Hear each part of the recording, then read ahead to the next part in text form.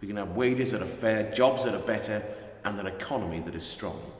We can fight poverty with all the might we have, and we can build homes again for our future generations. Brilliant, no problem at all. So the first question is, if you vote in the Welsh Labour leadership contest, who would you put as your first preference? Vaughan Gething. That's brilliant. And who would you put as your second preference? Leonard Morgan. Okay, and what for you is the most important issue you'd like the next Welsh First Minister to address? Brexit. Brexit. And finally, on a scale of 1 to 10, with 1 not being at all likely and 10 being certain, how likely is it that you're going to vote? 10. Do you think they knew who you were and who it was they wanted? No, I'm pretty sure they had no idea at all. I think it would have been a bit of a curveball if it was like, yes, I'm supporting Mark Drakeford actually. The people of Wales to take action and eradicate. We're getting there. Eradicate's a bit harsh though, didn't Yeah, that's the one I want some edgy, because otherwise you get no engagement. And because they've never heard me on this account ever talk in these terms.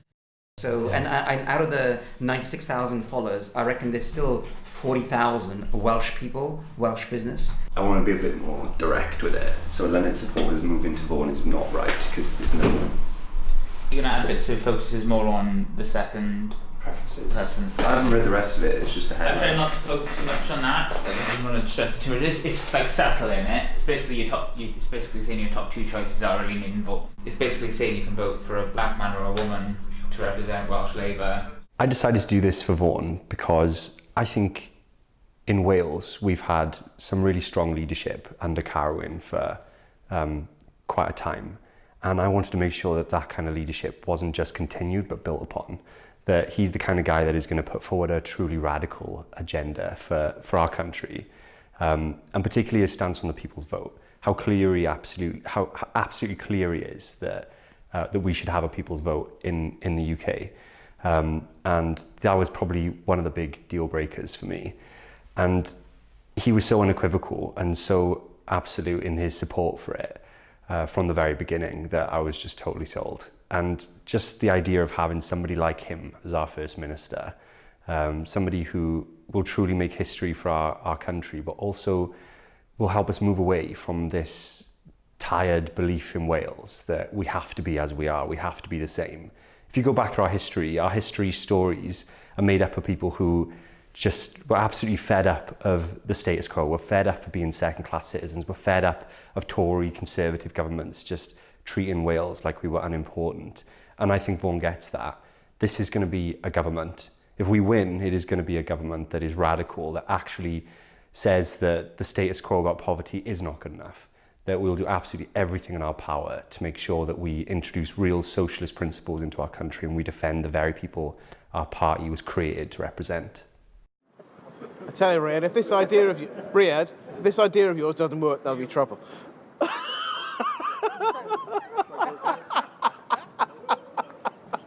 was overruled, deputy head of campaign there. I'm just on Vaughan. Can you just shuffle a tiny bit to your left? Perfect. Right. Okay, guys. In 3, 2, 1, and action. Wales has paid a huge price for failed Tory austerity. At least £1.8 billion have been taken out of our country by the Tories. We know that Wales deserves better. We know that Tory austerity has failed. Our public services are being cut because of the Tories. Our economy is not being supported because of the Tories. If Theresa May won't do the right thing to restore the cuts that she has made and continued, she should stand aside for a UK Labour government that will make a difference here in Wales and right across the UK. Wales deserves better. The UK deserves better. That is what we are fighting for. And cut. Perfect. That was lovely.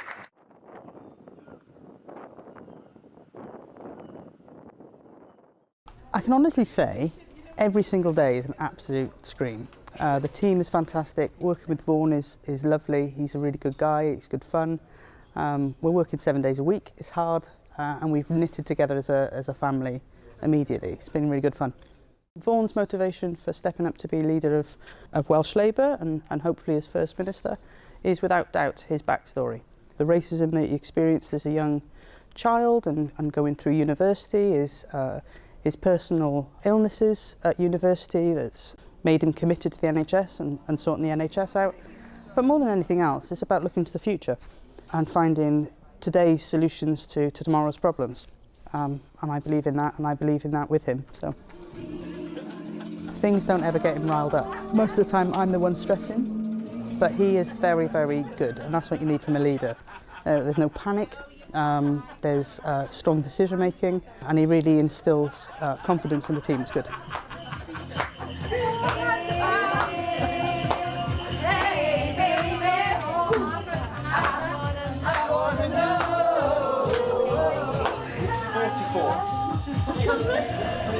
One little boy. Son. Yes. He finds out all the questions.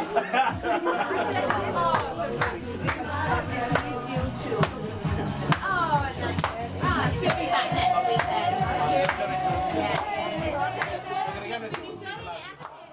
On the campaign, I think we started on a bit of a back foot. We came in pretty late to the game when it came to actually running the campaign. And I think for us, there is this narrative that Mark is the front runner, that Vaughan is the underdog in the campaign. And the thing is, it's just not based in reality.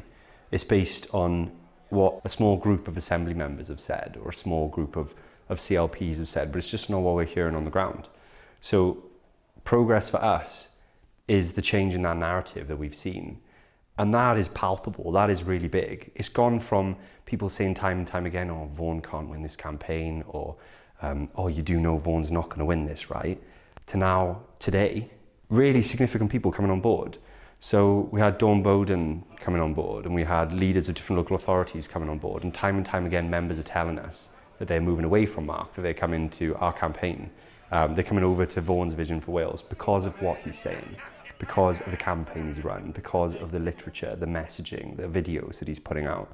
So that for us is a mark of progress. And throughout it, we've run a really positive campaign, a campaign that we always wanted to run based on hope and what we want to achieve for Wales. So I think no matter what happens in the end, a great thing for us with this campaign is that we can be sincerely proud of it. At least I hope people can be proud of it anyway. So the reason why I'm on Vaughan's campaign is because of his vision, because of his passion, because of his dedication to Wales. I believe in Vaughan. I've known him for 11 years, since I first went out campaigning with him in 2007, I think it was. And I just knew then this man should lead us. Within Welsh Labour, we had a much more representative group. They weren't unanimous choices to make. I remember being at the conference in Swansea where we were deciding on a policy of twinning for the newly created but yet to be elected National Assembly for Wales. And that was not always a very comradely debate within the hall or outside it, but I think we made the right choice. And there's something about recognising that the way you select candidates has a really important impact on who you get as your candidates and who the public have as their elected representatives, and it changes people's views. People are used to seeing women making choices in the Assembly, not just as backbenchers and a bit of colour for a man to stand on, but actually women making choices as ministers, as decision makers. And people are more used to selecting and electing women now as well. And that's important for all of us. And I'm proud that we've led the way as a party on that. Vaughan was chatting with the Electoral Reform Society. So they're an organisation that looks at improving democracy across Wales, and we were talking to the South Wales Argus, which is a online newspaper. They were asking about issues that are important to that region, the sort of Gwent Newport region, about M4 Relief Road and people's vote and things like that. Yeah. Were you happy with the answers that he gave? 100%. He's always brilliant. I mean, she must know she can't see the figures. We can't show her our internal party data. Then she'll say there's no story. Really? Because yeah. I feel like it's a pretty big story, no? It is. It's like of course it is. we can frame it as the underdog no more. This is flying in the face of consensus. And what does our data show in terms of percentage? What's the percentage of undecided? we're probably around 30% undecided, aren't we? Yeah. Maybe slightly more, maybe around 35%. So if I write up a press release saying the data we have is that 30% of the Welsh Labour electorate are undecided, this is all to play for. With the others, it's neck and neck between Vaughan and Mark, and the Eluned Yeah, but the big story there is that it's neck and neck between Vaughan and Mark. Oh, that's fair enough. Samia from the reunion.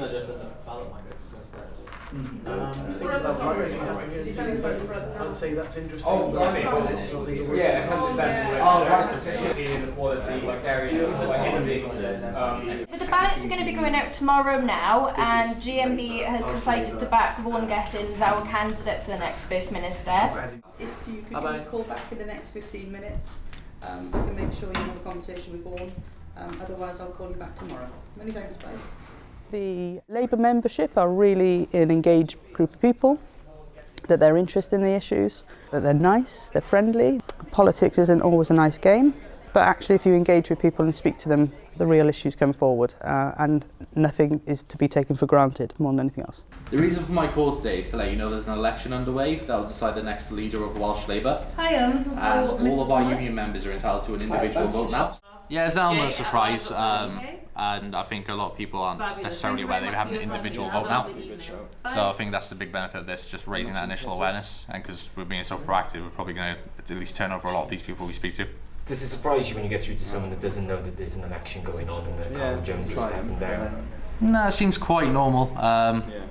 No one's explicitly said if they don't know that Carwyn Jones is stepping down. Okay. But they usually they sound surprised when I say there's an election for the First Minister underway, and then I sort of elaborate and say that we're supporting a certain candidate and that they'll get the ballot. So I'd say generally there's a bit of a lack of knowledge that this is actually happening.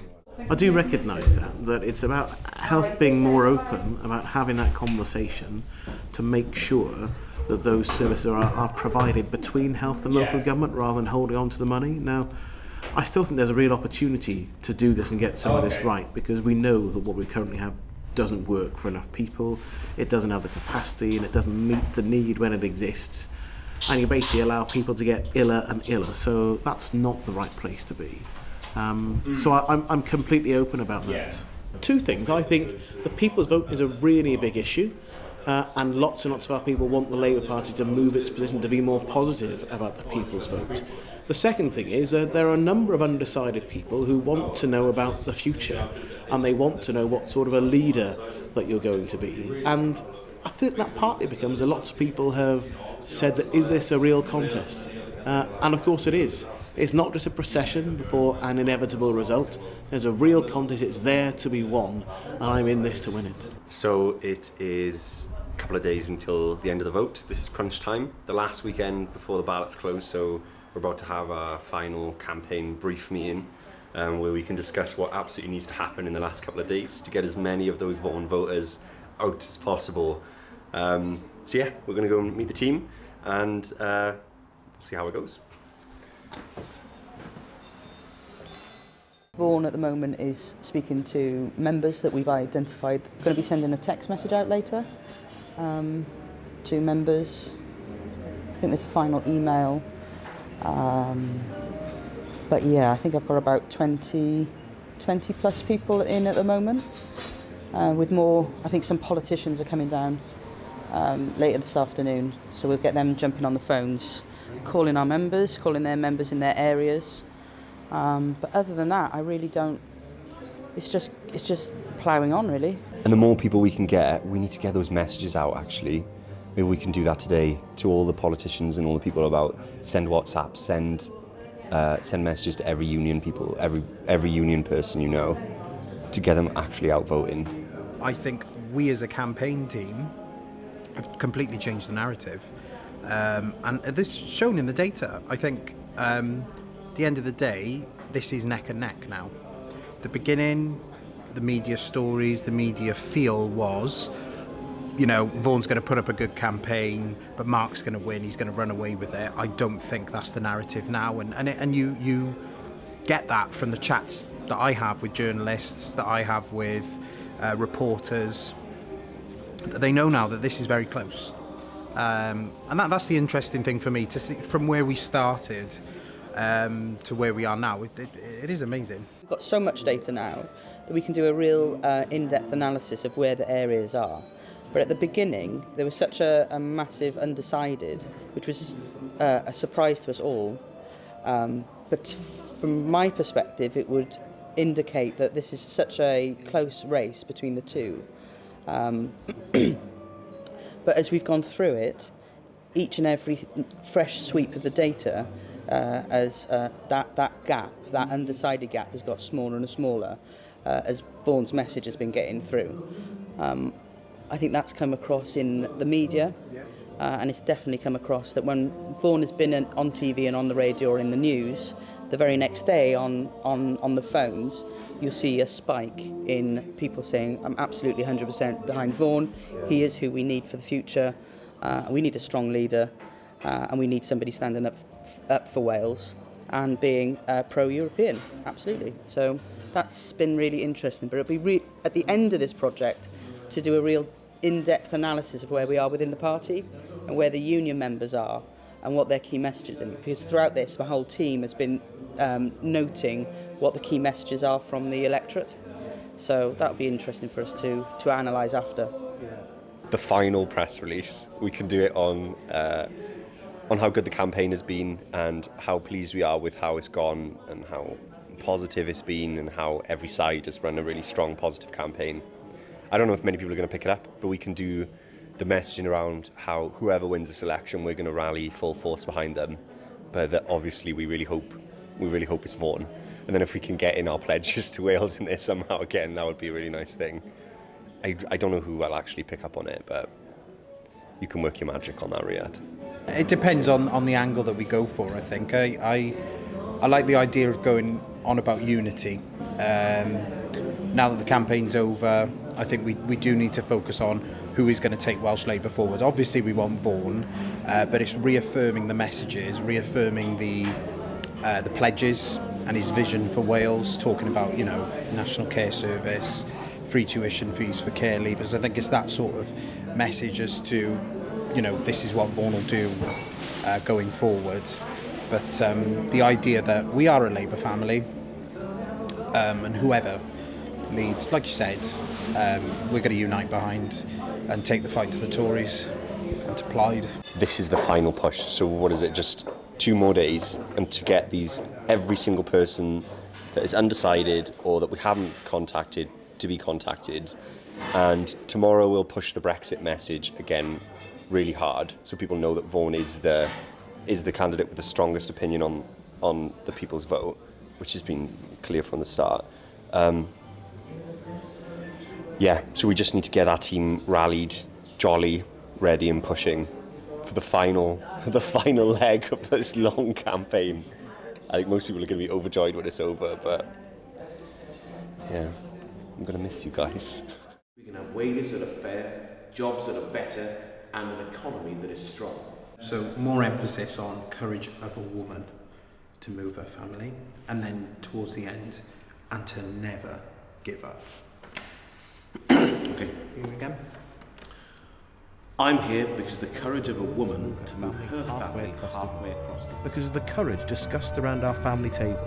Because of the courage of friends in the Labour Party and unions who taught me what it meant to fight for fairness and never give up.